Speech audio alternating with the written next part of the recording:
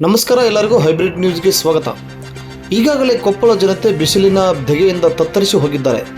ಈಗ ಮತ್ತೊಂದು ಸಮಸ್ಯೆಯನ್ನು ಎದುರಿಸಬೇಕಾಗಿದೆ. ಹೌದು, ಕೊಪ್ಪಳ ನಗರದ ಹೊರವಲಯದಲ್ಲಿರುವ ಸಿಂಧೋಗಿ ರಸ್ತೆಯಲ್ಲಿರುವ ಘನತ್ಯಾಜ್ಯ ವಸ್ತುಗಳ ವಿಲೇವಾರಿ ಘಟಕದಲ್ಲಿ ವಾರಗಟ್ಟಲೆ ಬೆಂಕಿ ಒತ್ತಿ ಉರಿಯುತ್ತಿದ್ದು, ಇದರಿಂದ ಹೊರಸೂಸುವ ಹೊಗೆಯು ವಿಷಕಾರಕವಾಗಿದ್ದು, ಇಲ್ಲಿ ದಿನನಿತ್ಯ ಓಡಾಡುವ ಸಾವಿರಾರು ವಾಹನ ಸವಾರರಿಗೆ ಕಿರಿಕಿರಿಯನ್ನು ಉಂಟು ಮಾಡಿದೆ. ಅಷ್ಟೇ ಅಲ್ಲದೆ ಇಲ್ಲಿ ಪ್ರತಿನಿತ್ಯವೂ ಕೂಡ ಸಾವಿರಾರು ಜನರು ಓಡಾಡುತ್ತಾರೆ. ವೃದ್ಧರು, ಮಕ್ಕಳು, ಭಾರತೀಯರು ಕೂಡ ಇಲ್ಲಿ ಪ್ರಯಾಣಿಸುವುದರಿಂದ ಅವರ ಆರೋಗ್ಯದ ಮೇಲೆ ಪರಿಣಾಮ ಬೀರ್ತಾ ಇದೆ.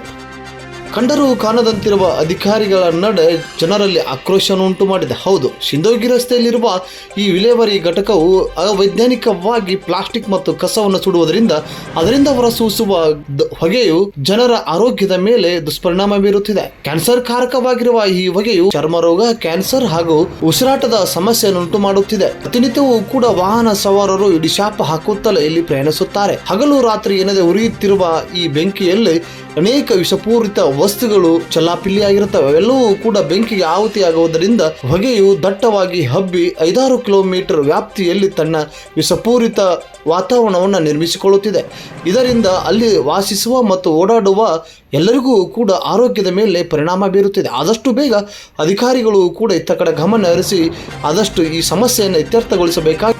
ಇದು ಕೊಪ್ಪಳ ನಗರ ಹಾಗೂ ಮುಂಡ್ರಿಗಿ ನಗರಕ್ಕೆ ಸಂಪರ್ಕ ಕಲ್ಪಿಸುವ ಮುಖ್ಯ ರಸ್ತೆಯಾಗಿದ್ದು, ಇಲ್ಲಿ ಸಾವಿರಾರು ವಾಹನಗಳು ದಿನನಿತ್ಯ ಓಡಾಡುತ್ತಲೇ ಇರುತ್ತವೆ. ಆದಷ್ಟು ಬೇಗ ನಗರಸಭೆ ಅಧಿಕಾರಿಗಳು ಮತ್ತು ಜನಪ್ರತಿನಿಧಿಗಳು ಭೇಟಿ ನೀಡಿ ಸಮಸ್ಯೆಯನ್ನು ಇತ್ಯರ್ಥಗೊಳಿಸಬೇಕಾಗಿದೆ. ಈಗಾಗಲೇ ಧೂಳಿನಿಂದ ಕೂಡಿರುವ ಕೊಪ್ಪಳ ಮತ್ತೊಂದು ಸಮಸ್ಯೆಯನ್ನು ಎದುರಿಸುವ ಮುಂಚೆ ಆಡಳಿತ ವ್ಯವಸ್ಥೆ ಎಚ್ಚೆತ್ತುಕೊಂಡು ಬಗೆಹರಿಸಬೇಕಾಗಿ ವಿನಂತಿ.